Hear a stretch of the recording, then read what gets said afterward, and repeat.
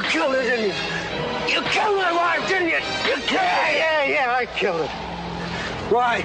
'Cause she wouldn't let me go. Like to claw my eyes out. I didn't mean to hit her so hard. We needed a place where we could isolate Kimball and the one-armed man and give Barry Morse a shot at him. Yeah, I killed her. Now I'm going to kill you. Won't have to worry about you again no more. Ed Robertson, welcome you to this week's edition of TV Confidential, radio talk show about television. It is August 29th as this particular edition of our program airs, or I should say the weekend beginning Friday, August 29th. In the annals of television history, of course, August 29th is the day the running stopped, the date on which the final episode of The Fugitive originally aired in 1967. We'll mark that occasion as part of this week's program by bringing you encore presentations of our interviews with some of the actors who appeared on The Fugitive, including Diane Baker, Barry Morse, and Jacqueline Scott. That's coming up later on in the program. We hope you stay tuned for that. In the meantime, we'll begin our program this week by bringing you part 2 of a conversation that began last week with Joseph Wallenstein. Joseph Wallenstein, award-winning producer, writer, director, author, and now podcast host. Joe's worked behind the scenes in many production capacities on such films as The Godfather, The Paper Chase, Paper Lion, and American Hot Wax. He has also produced and directed such popular television series as Hotel, Seventh Heaven, and Knots Landing. Joseph Wallenstein also spent more than 20 years as the head of physical production at the USC School of Cinematic Arts, where he oversaw and administered all aspects of filming by the more than 700 students at USC who made films every year. Joe recently launched a new podcast called Whatcha Know Joe. Whatcha Know Joe, available Apple Podcasts, Spotify, wherever you find audio. Joe's 2 most recent books, Nothing Dies for Film, and Flynn and Miranda, historical novel that Joe published a few years back. Both Flynn and Miranda and Nothing Dies for Film available at Amazon.com, where books are sold online. In our previous segment, Joe, you mentioned the phrase, "Make me an offer I can't refuse," which of course is from The Godfather. I'm quoting your Facebook page here, Joe. I understand that you, quote-unquote, nearly ruined The Godfather. Yeah, not easy to do. I mean, single-handedly. I did one of the podcasts is about that story. When the kids at USC heard I had worked on Godfather, that's all they wanted to know. I could have my career could have ended in 1973 as far as they're concerned. And they all act as if I directed it. Let me tell you, I was a day checking second assistant. And the reason I got hired was with the wedding sequence, they had a whole lot of background performers, a lot of whom did not speak English. Mm-hmm. Francis got them from his Bronx neighborhood. But it was a very big sequence, and they were shooting with a lot of different cameras, including a helicopter camera, looking down at the whole thing. So when we got the job, we got up there were 5 of us, and they said, well, a lot of the background don't speak English, so you're going to have to use hand gestures to get them to move and to move again and cross here and go there. But the only way they can pick you out is we're going to put you in these bright orange construction vests, so they will know to look for you. And we have a big oak tree in the backyard, and you walk around those trees and make eye contact with them, and you move them around, and you keep. Well, when you look at the sequence, it looks great, right? It worked. It was laborious, but it worked. Mm-hmm. But now you got the helicopter shot looking straight down. So anyway, we do the 3 or 4 days that it took to do the wedding. And now we're up there at the compound. And the compound consisted of a cul-de-sac neighborhood where they built a fence and they put it in a gate and then gravelled the street. That was the Corleone compound. Mm-hmm. And I'm up there, and it's lunchtime, and everybody takes off down the road for lunch. And I'm the last one to leave. Finally, I get relief. I said, okay, Joe, you can go grab some lunch. And I'm walking down the road, and who's coming the other way? Francis Ford Coppola. And I think to myself, oh, man, how cool is this? I'm going to get to meet the director. He takes one look at me, and he goes, you ruined my movie. And I almost fell over like a penguin. I thought, oh, what am I going to tell my mother? I'm dead in the business at 27. What he said, what happened was when they looked at the helicopter footage, There's all these guys in orange vests walking around making hand gestures like they expected a B-52 to land in the backyard. And they couldn't use it. I said, well, Mr. Coppola, not for nothing. It wasn't my idea. I just was told to do that, and we did it. And I didn't say, your guys in the helicopter might have mentioned it, you wouldn't have to get a shock in dailies. But to his credit, he didn't fire me, he just went on. But that was always because as you probably know, and your audience probably knows, The Godfather is still around. It's probably on your TV as we speak. But that was my reference to I single-handedly ruined The Godfather, because that's what he told me. You mentioned you were one of the assistant directors on The Godfather. Now, if I remember correctly, you were the AD on a number of other movies in the first decade or so of your career. One of which, if I remember correctly, was American Hot Wax. Yes. With Tim McIntyre. Now, correct. Correct me if I'm wrong. The AD, among other things, the assistant director is responsible for making sure that certain talent is on the set at the time the director needs them. Sure, absolutely. Okay, so if David Jansen is in his trailer and it's 10 o'clock and he needs to be on the set in 10 minutes, you make sure if he's not in his trailer, you make sure you know where he is so that he could be where the director needs him to be in 10 minutes. So, correct. Now, that's hard enough to do anyway, because actors are a certain breed. But if I remember correctly, you had a lot of non-actor talent working on that film. You had a lot of musicians, musical artists like Chuck Berry and so forth. Was it difficult to round them up when you needed? What was your experience working with? The funny thing is, they were very professional. I did not have any actor. Well, it wasn't a problem, but it's a true story. Mm-hmm. First of all, I only got that job because of all the people on American Hot Wax. I was the only one who had actually been to a rock and roll show. And one of the acts at the Brooklyn Paramount, that was a guy named Screamin Jay Hawkins. Mm-hmm. And, I mean, in today's world, they'd beat him with a stick. But his whole shtick was he'd come out of the coffin dressed as an African, I guess a king. But anyway, he had a bone in his nose. I mean, it's everything. You would get stomped to death if he tried to do that today. But that was his shtick, and he was very successful. Well, he was one of the acts on American Hot Wax. And for reasons known only to themselves, the Teamsters loved him. So one day, we were having a birthday party for him outside. We shot at the Brooklyn Paramount. We shot the Wiltern Theater for the Brooklyn Paramount. He had a birthday party. The Teamsters bought him a humongous cake. And they wouldn't go back to work unless he ate the cake and sang the songs and entertained them. The producers were standing on the sideline pulling their hair out, looking at their watch, tick-tock, time is money. But none of them, no. Chuck Berry was great, Jerry Lee Lewis, Dion and the Bellman. They were all great. They were happy to be there. And they weren't stars in that genre, right?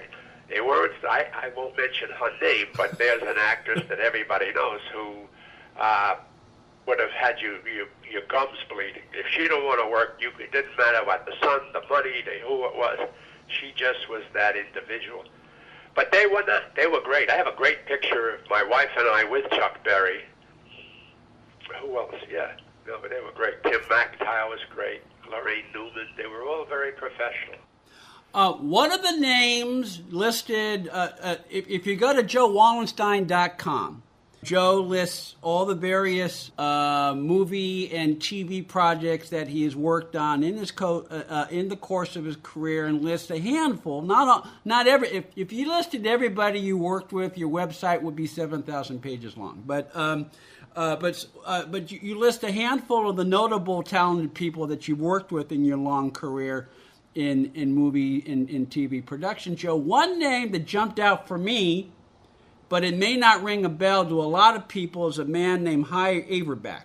Now, Hy Averback, name may not ring a bell to most of you listening to our show today, but Hy Averback not only directed a lot of television throughout the 70s and 80s, if I remember correctly, and Joe will correct me if I'm wrong, Hy Averback directed a lot of pilots that ended up getting sold into series, which means he was one of those go-to people. If you wanted a show that, if you wanted to pilot and get sold, Hy Averback was one of the people you wanted to book. So what was your experience working with Hy? Well, the first job I did was a movie. They came to New York to do some work on a picture called Where Were You When the Lights Went Out? Mm-hmm. Hy was the director.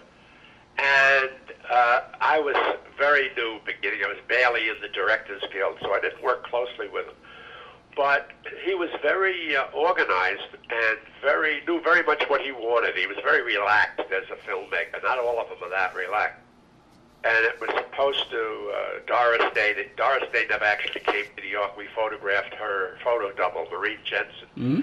And we worked one night, somehow the papers, they were trying to promote the movie. They said Frank Sinatra was in it, and we were going to be in Times Square. Well, everybody and his mother came out to see Frank in Times Square. Unfortunately, Frank was not there. But at some point, Hy decided he wanted a handheld shot. And I'm laughing because in those days, now a handheld shot, everybody knows what it is. Everybody can do it. Everybody sees it. In those days, we dealt with cameras that were known as NC or BNC. They must have weighed, what's your average safe in a bank? 1,000, I don't know, 800 pounds. He decides he wants to do a handheld shot in Broadway, in Times Square. Well, the only way they could do it was you had to have these metal poles put into to support the camera, and 4 grips. I mean, it literally looked like Cleopatra entering Rome, trying to get this shot on Broadway. Hy Averback says to me, Joe, go over there and don't let anybody through, and I'm thinking to myself, these guys, they're only going to be able to do this once or twice. This is really a big ask. So I go there, and nobody's going to get through, and here comes this kid with his bop hat and his suspenders, and he's on the move. And I stepped up and I said, sorry, you can't. And the next thing I know, I'm looking at these lights. And I'm thinking, wait a minute, why are those lights? And I realized I was flat on my back. This guy just punched me and kept going. He wasn't stopping. Wow. So that's my experience with Hy Averback. But he was I admired the fact that it was a big show, and he was very relaxed. I'll tell you another funny thing about that. Robert Morse was in it. And one night we're shooting, and the gag is Robert Morse is crossing the street, and he bends over to tie his shoelaces, and as he does it, a New York Times or a Daily News delivery truck comes by, and a guy throws a bundle of papers out, and just as he bends down, it sails over his head, up he goes. Never noticed the paper almost hit him. The only problem was, on the first take, the guy wiped them out, just buried. So now we're standing on 49th Street, and I'm thinking to myself, how am I going to tell the director we just killed his actor? You couldn't. It was a perfect newspaper bundles hitting an actor in the back of the head, knocking him flat. Fortunately, Morse survived. He just was dazed. He got up and he didn't point the finger at me or anybody else. We just kept on shooting. Yeah. Stay with us, folks. We'll be right back. One more item. If you're starting a company, particularly one that is in an emerging market, you know that averting any sort of legal dispute is crucial to your business plan. Our friends at Tectonic Law offer an array of services that can help you avoid and preempt future litigation while also developing and protecting your intellectual property and intangible assets. Tectonic Law serves the needs of a host of emerging industries throughout California and beyond, including industrial designers, beverage makers, artists, farmers, retail stores, health practitioners, wellness experts, cosmetics manufacturers, nonprofit organizations, innovators in sustainable practices, and libraries. Go to tectoniclaw.com to learn more about how Tectonic Law can help your business thrive. tectoniclaw.com. Rock solid representation for groundbreaking industries. This portion of TV Confidential is brought to us by our friends at Front Porch Realty, the community of realtors in the Northern Bay area of California that is committed to finding the solution that is best for their clients. Whether you're a first-time home buyer or looking to sell or lease your property in Northern California, call Karen Strain at 886-7411, or visit frontporchrealtygroup.com for more information on how they can help you. Ed Robertson, thanking you for listening to the TV Confidential podcast. If you like what you hear, please hit the subscribe button so that you won't miss our next episode. Hi, this is Michelle Lee, and you're listening to TV Confidential.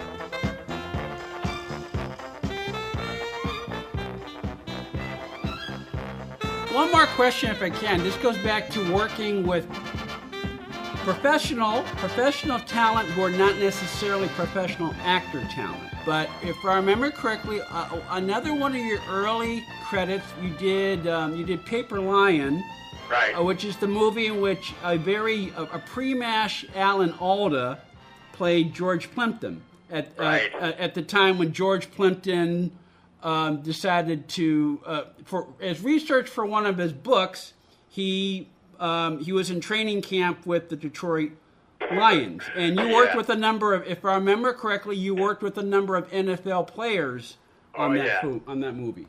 Oh yeah. Until you've worked with 20 or 30 professional football players, you can't say you've truly lived. I mean, these guys were enormous, full of energy, used to banging into each other. Yeah. And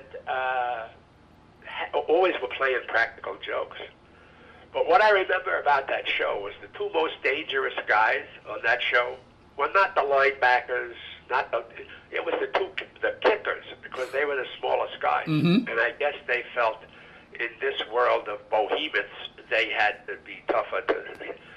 So I remember them, but I have two recollections, and one of them might take too much time, but I have two recollections about those guys. Go ahead. Take whatever time you need. Okay, well, the first thing I remember, there was a director named Alex March. I loved Alex. He was a great guy. Very talented, very good guy, and a nervous wreck. I mean, this guy wore a collar brace, or a neck brace, before he ever had a neck problem. I mean, he was a neck. Anyway, went down there with all these guys in St. Andrew's School, and they had a trainer named Friday Macklin. And we take a break, and up comes Friday, and he says to Alex, you know what a mongoose is? Alex says, I've heard it. He says, oh, man, these are the most dangerous creatures in the world. He says, you don't ever want to get this. You get a hold of your neck, you're finished. Well, okay, says Alex, that's interesting. And Friday is holding a box, like a cigar box, and half of it is wire mesh, and the other. He says, I got one right here. Really? Says Alex. He says, oh, yeah. He says, but I think it's sleeping. I'll see if I want to show it because this thing is so dangerous that he's tapping out. Friday's tapping the box. And you can see there's something sleeping in there. You can see the fur. And it's not moving. So we had to go back to work. So a couple hours go by and we take another break. And Friday comes back to Alex and says, I've tried to get it to wait because it's going to, but this thing really sleeps. He said, it must be because they hunt at night, they kill rattlesnakes, and they're the most dangerous creature. Okay, nothing. Now it's 4:30 in the afternoon. Here comes Friday with his box, with the mongoose. And he says to Alex, he says, I hope we can wake this thing up because it's going to be dark soon, and this thing's going to be out on the prowl. And once it gets out, okay. So now he's got Alex tapping the box. And Alex tapped just the right spot, and the lid of the box flew up, and this piece of fur flew out towards Alex. I can still hear Alex's scream, and that's I don't know how many years. It was just a practical joke. Yeah. I mean, he must have gone 5 feet in the air, Alex. The other thing I remember about those guys was we were doing a reaction shot with Mike Lucci and Alex Karras and another guy. Mm-hmm. And the shot is they just lower the newspaper, and it's a look of wonderment because they just discovered that George Plimpton's going to quarterback their team. So we do this, okay, action, lower the paper, they lower the paper, and all three of them had taken their teeth out.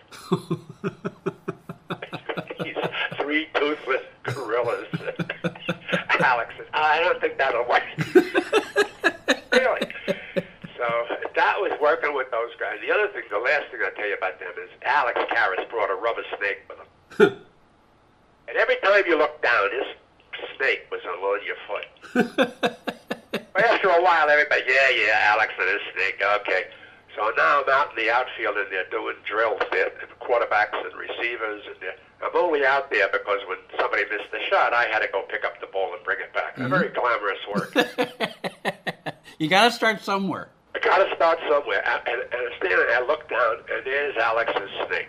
And I'm thinking, I said, oh, come on, man. I said, first of all, how did he even get out here to do it? But I'm not having it. So I reached down to pick up what I thought was the plastic snake. Well, this thing moved. Oh, God. I could have made the team. I made it across that field faster than any of their receivers. So, yeah, the joy of working in film. But those guys, they were professional. I mean, they showed up on time. They were ready to work. No, when you have, in my experience, when you have those kind of problems, it's some pampered, spoiled, you know. So someone who doesn't understand what it means to be a professional.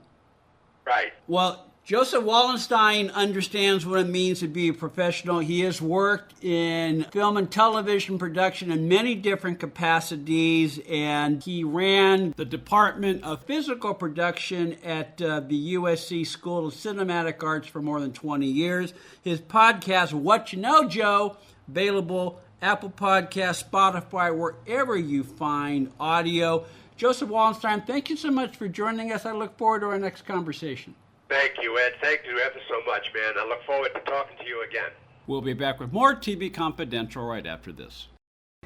Now you can fly anywhere in the world and pay discount prices on your airline tickets. Book a flight today to London, Paris, Madrid, or anywhere else you want to go. And pay a lot less guaranteed. Call the International Travel Department right now at Low Cost Airlines. 800-222-0511. 800-222-0511. Again, that's 800-222-0511.